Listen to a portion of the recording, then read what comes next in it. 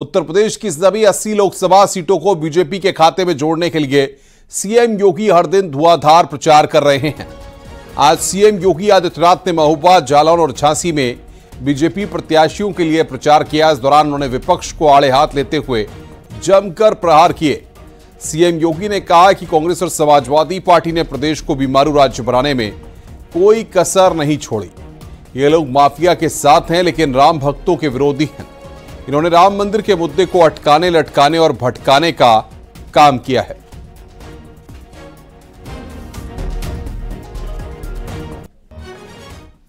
जालौन में मुख्यमंत्री योगी आदित्यनाथ ने चुनावी जनसभा को संबोधित किया।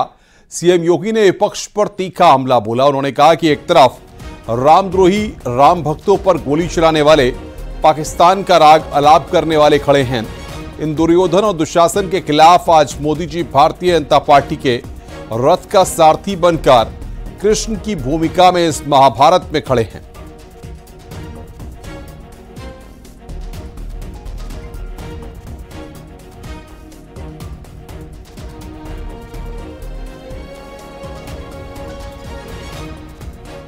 एक तरफ सभी रामद्रोही खड़े हैं, राम भक्तों पर गोली चलाने वाले खड़े हैं। एक तरफ देश के खिलाफ गद्दारी करने वाले, पाकिस्तान का राग अलापने वाले खड़े हैं। गांव गरीब और किसान, नौजवान के साथ, महिलाओं के साथ अन्याय करने वाले लोग खड़े हैं। उन दुर्योधन और दुशासनों के खिलाफ आज मोदी जी भारतीय जनता पार्टी के रथ का सारथी बनकर के कृष्ण की भूमिका में इस महाभारत में खड़े हैं। वहीं अखिलेश यादव ने दावा किया है कि इस बार इंडिया गठबंधन बहुमत के साथ सरकार बनाएगी। तो सीएम योगी ने कहा कि इतिहास दोहराएंगे, फिर गठबंधन को हराएंगे। इनको जनता पहले भी खारिज कर चुकी है। उत्तर प्रदेश में कांग्रेस हो या समाजवादी पार्टी, 2014, 2017, 2019, 2022 इन सभी चुनाव में मोदी जी के नेतृत्व में जनता जनार्दन ने मोदी जी को अपना पूरा समर्थन दिया, अपना आशीर्वाद दिया। 2024 में पूरे भारत में एक ही लहर है और वह है फिर एक बार मोदी सरकार का, अब की बार 400 पार का, और जो राम को लाए हैं हम उनको लाएंगे। इस संकल्प के साथ जनता जनार्दन कमर कस करके मोदी जी के साथ में है और मोदी जी को पुनः देश की सत्ता सौंप करके भारत को विकसित भारत बना करके भारत को दुनिया की एक बड़ी ताकत के रूप में स्थापित करेगा। इंडिया गठबंधन उत्तर प्रदेश में 79 सीटें जीत रहा है और क्यूटो में लड़ाई में है। जनता पार्टी अपने ही नेगेटिव नैरेटिव में उलझ गई है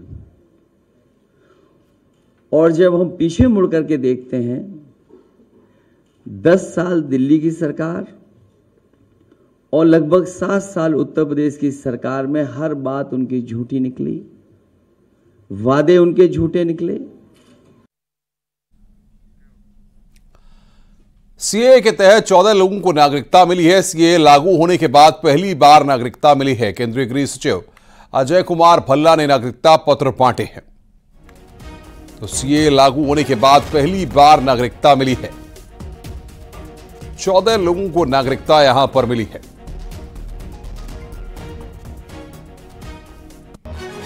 हमें आज नागरिकता मिली है तो बहुत अच्छा लग रहा है और हम आगे पढ़ लिख रहे हैं तो हमें अच्छा लग रहा है। मतलब हम आगे बढ़ेंगे, हम नागरिकता मिल गई है।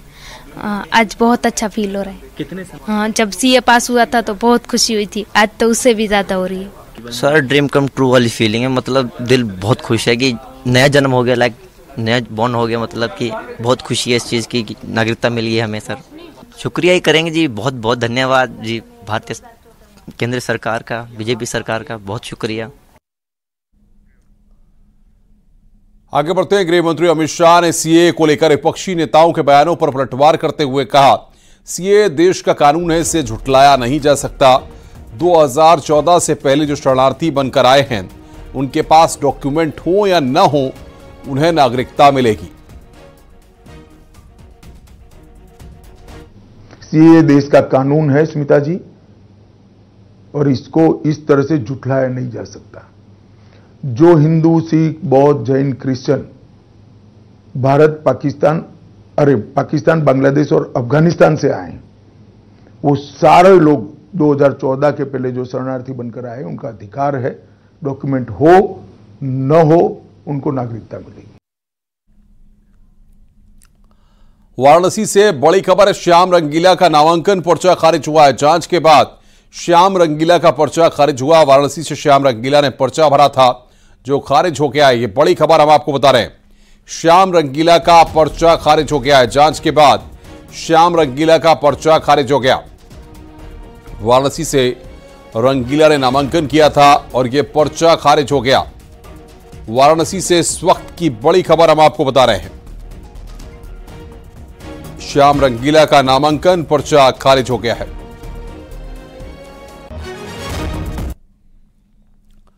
गोंडा में बीजेपी सांसद बृजभूषण शरण सिंह ने अपने बेटे और बीजेपी उम्मीदवार करण भूषण के पक्ष में प्रचार किया। अल्पसंख्यक समाज के कार्यक्रम में बृजभूषण शरण सिंह ने लोगों से अपील करते हुए कहा कि आप हमारा ही खून हैं, आपके लिए हम बदनाम हैं और आप हमारे लिए बदनाम हैं, इसलिए कम से कम फायदा न करो तो नुकसान न करो।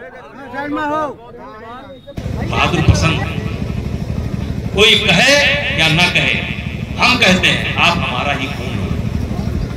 अगर डीएनए टेस्ट कराया जाएगा तो 5 पीढ़ी पहले आप हमारा ही खून है।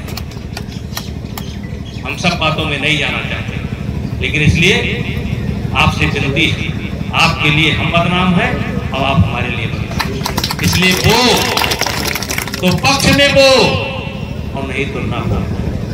कम से कम फायदा ना करो तो नुकसान ना करो। इन्हीं शब्दों के साथ पुनः आप सब लोग हमारी मंशा को समझ गए होंगे। मैं आपका एहसानमंद हूँ, एहसानमंद रहूंगा, हर सुख दुख में आपके साथ खड़ा रहूंगा। वो लोग ना आए हैं ना आएंगे। बीएसपी सुप्रीमो मायावती ने बांदा के अतरा कस्बे में चुनावी जनसभा को संबोधित किया। बांदा चित्रकूट लोकसभा सीट से बीएसपी प्रत्याशी मयंक द्विवेदी के लिए वोट की अपील की। संबोधन के दौरान बीएसपी अध्यक्ष ने कहा कि अगर हम सत्ता में आए तो बुंदेलखंड को अलग राज्य बनाएंगे और यहां विकास की नई इबारत लिखेंगे। सपा, कांग्रेस और बीजेपी पर भी उन्होंने तीखा हमला बोला। और इस संबंध में मैं खासकर बुंदेलखंड के लोगों को ये बताना चाहती हूँ कि जब केंद्र में बीएसपी की सरकार बन जाती है तो हमारी पार्टी की सरकार फिर बुंदेलखंड को अलग से स्टेट बनाएगी, अलग से प्रदेश बनाएगी, ताकि आपके बुंदेलखंड क्षेत्र का संपूर्ण विकास हो सके। गुजरात में पाटीदारों के नेता और बीजेपी विधायक हार्दिक पटेल ने प्रयागराज में चुनाव प्रचार किया। न्यूज 18 से खास बातचीत में उन्होंने विपक्ष निराश और हताश है, देश में तीसरी बार एनडीए की सरकार बनेगी। हार्दिक पटेल हमारे साथ हैं, वो इन दिनों यूपी में चुनाव प्रचार कर रहे हैं और प्रयागराज इन दिनों पहुंचे, उनसे बातचीत करेंगे। ये बताइए, आप यूपी आए हैं और किस तरह का माहौल है? हालांकि विपक्षी इंडिया गठबंधन दावा कर रहा है कि गुजरात से लेकर यूपी तक बदलाव की लहर चल रही है।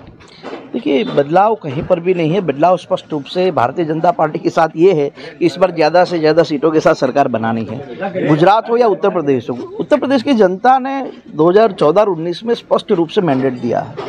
2022 की विधानसभा चुनाव भी अभी भी गए, यहाँ भी जनता ने योगी जी को, भारतीय जनता पार्टी को स्पष्ट मैंडेट दिया है। तो इस बार भी यूपी हो चाहे किसी भी राज्य में आप चले जाए, भारतीय जनता पार्टी की तरफ लहर है। और प्रधानमंत्री मोदी साहब का जो विजन है इस देश के लिए, सुरक्षा का मुद्दा हो, नेशनल सुरक्षा का मुद्दा हो, युवाओं की बात हो, महिलाओं की बात हो, तो बड़ी। आगे बढ़ते हैं। छत्तीसगढ़ के पूर्व मुख्यमंत्री भूपेश बघेल ने रायबरेली में चुनाव प्रचार किया। रायबरेली के लोगों से कांग्रेस के लिए मतदान करने को कहा। उन्होंने कहा कि रायबरेली के लोग सिर्फ लोकसभा सदस्य नहीं चुन रहे हैं, बल्कि इंदिरा गांधी जी के बाद अब रायबरेली के लोग देश का प्रधानमंत्री चुनने जा रहे हैं। सदस्य नहीं चुन रहे हैं और इंदिरा जी के बाद अब अवसर आया है कि आप इस लोकसभा से आप सांसद नहीं बल्कि प्रधानमंत्री चुनने जा रहे हैं।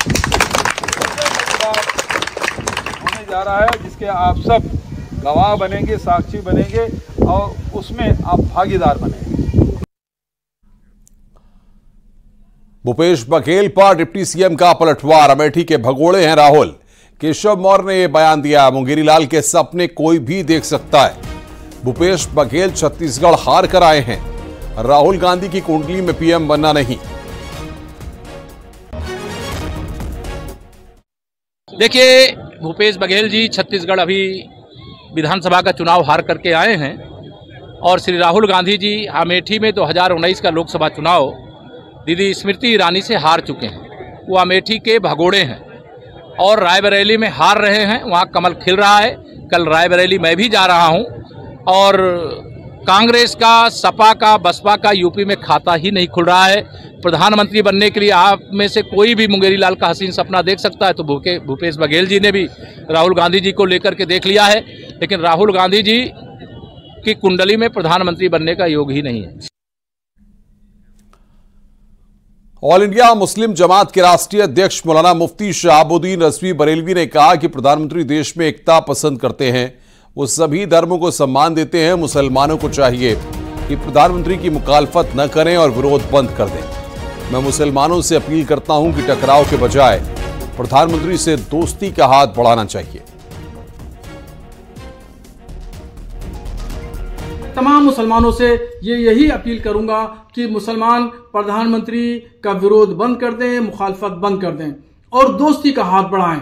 चूंकि प्रधानमंत्री ने भी दोस्ती का हाथ बढ़ाया है तो उसका जवाब हम दोस्ती का हाथ बढ़ा करके दे सकते हैं। चूंकि टकराव की पॉलिसी में कभी भी कोई किसी कौम का या किसी समाज का कोई फायदा नहीं है और टकराव भी एक हद तक होता है।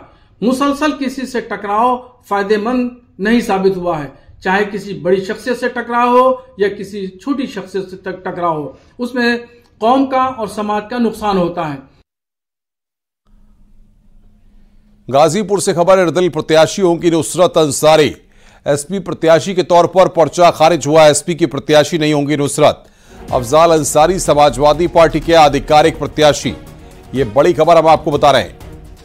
अफजाल अंसारी समाजवादी पार्टी के आधिकारिक प्रत्याशी।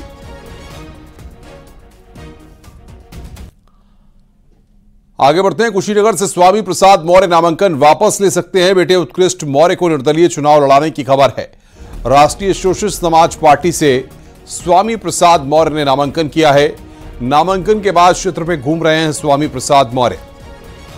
स्वामी प्रसाद मौर्य ने बेटे के उत्कृष्ट का निर्दलीय कराया है नामांकन। और बड़ी खबर, इंडिया गठबंधन से अलग हुआ है महान दल। महान दल के अध्यक्ष केशव देव मौर्य ने पत्र लिखा है, गठबंधन से समर्थन वापस ले रहे हैं। केशव देव मौर्य ने उपेक्षा का आरोप लगाया है। यह बड़ी खबर इस वक्त हम आपको बता रहे हैं। और दिल्ली से बड़ी खबर, गृह मंत्री अमित शाह से मिली हैं श्रीकला सिंह। धनंजय सिंह की पत्नी है श्रीकला सिंह। धनंजय सिंह ने किया है बीजेपी का समर्थन। तो यह बड़ी खबर, यहां पर धनंजय सिंह की पत्नी ने अमित शाह के साथ मुलाकात की है।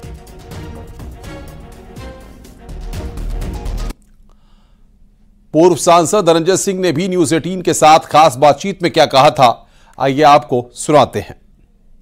वो सारे लोग एकत्रित थे। हुआ था कि एक फैसला लेके एक निर्णय लिया जाए, चुनाव में तटस्थ नहीं रहना है। तो किसके साथ, जो हम लोगों के साथ इतने समय की राजनीति में जो लोग हमारे करीब रहे हैं, जिस विचारधारा के लोग हम लोगों के साथ करीब रहे, वोट देते रहे हैं, उनके भी भाव को देखते, चूंकि अब चुनाव में नहीं तो लोगों को भी तो नोटा दबाने के लिए तो कह नहीं देंगे। अब लोकतंत्र में पार्टिसिपेशन होना चाहिए। तो लोगों का मनोभाव था कि सत्ता पक्ष के साथ चलना चाहिए।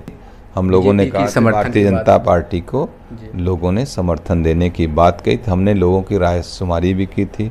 सब लोगों ने अपने विचार व्यक्त किए थे। वहाँ पे कम से कम सैकड़ों रजिस्टर्स थे। सब लोगों ने अपने अपने विचार दिए। हजारों लोगों के विचार आए। उस विचार के आधार पर निर्णय लिया गया कि नहीं, भारतीय जनता पार्टी की मदद की जाए। रुक रहे हैं यहां पर एक ब्रेक के लिए। खबरों का सिलसिला लगातार जारी है।